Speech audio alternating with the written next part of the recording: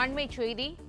டாஸ்மாக் ஊழல் தொடர்பாக 41 இடங்களில் ரெய்டு நடைபெற்றுக் கொண்டிருக்கிற நிலையில் முன்னாள் அமைச்சர் செந்தில் பாலாஜி வீட்டிலும் சோதனையானது மேற்கொள்ளப்படுகிறது. கூடுதல் விவரங்களை செய்தியாளர் கதிரவன் வழங்க கேட்கலாம். கதிரவன், வணக்கம். இந்த ரெய்டு தொடர்பான விவரங்களை பதிவு பண்ணலாம்.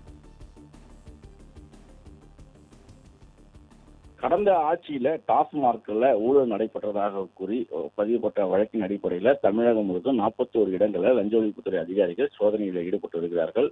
முன்னாள் அமைச்சர் செந்தில் பாலாஜி மற்றும் அவர் தொடர்புடைய இடங்கள்ல இந்த சோதனைகள் நடத்தப்படுகிறது. சென்னை, கரூர் உள்ளிட்ட தமிழகத்தின் முக்கிய பகுதிகளில் இந்த சோதனை நடத்தப்படுவதாகவும் தெரிவிக்கப்பட்டிருக்கிறது. கரூர் வீட்டில் செந்தில் பாலாஜி இல்லாத நிலையில் அவரது பெற்றோர்களிடம் விசாரணையானது நடத்தப்பட்டு வருகிறது. அதே போல டாஸ்மாக் மேலாளர் அலுவலகங்கள் மற்றும் வீடுகள் உள்ளிட்ட இடங்கள்ல இந்த சோதனை நடத்தப்பட்டு வருவதாகவும், சென்னையில ஸ்ரீநகர் தனியாச்சலம் சாலையில் இருக்கக்கூடிய மதுபான நிறுவனம் தொடர்புடைய இடங்களில் இந்த சோதனை நடத்தப்படுவதாகவும் தெரிவிக்கப்பட்டிருக்கிறது.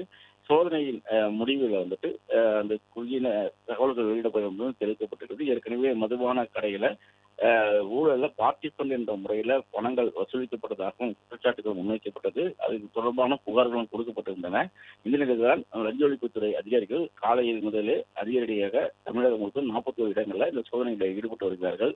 செந்தில் பாலாஜிக்கு நெருக்கமாக இருந்த நபர்கள், அதிகாரிகள் வீடுகளிலும் காலை முதலே இந்த சோதனைகள் நடத்தப்பட்டு வருகிறது. தொடர் சோதனைக்கு பிறகு முழுமையான விவரங்கள் இந்த மாலையில் வெளியிடப்படும் என்று லஞ்ச ஒழிப்புத்துறை அதிகாரிகள் தரப்பில் தெரிவிக்கப்பட்டிருக்கிறது.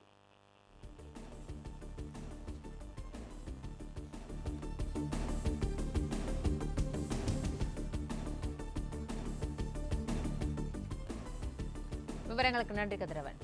பிளே ஸ்டோர் மற்றும் ஆப் ஸ்டோரில் இருந்து பாலிமர் செயலியை QR கோடு மூலம் பதிவிறக்கம் செய்யுங்கள்.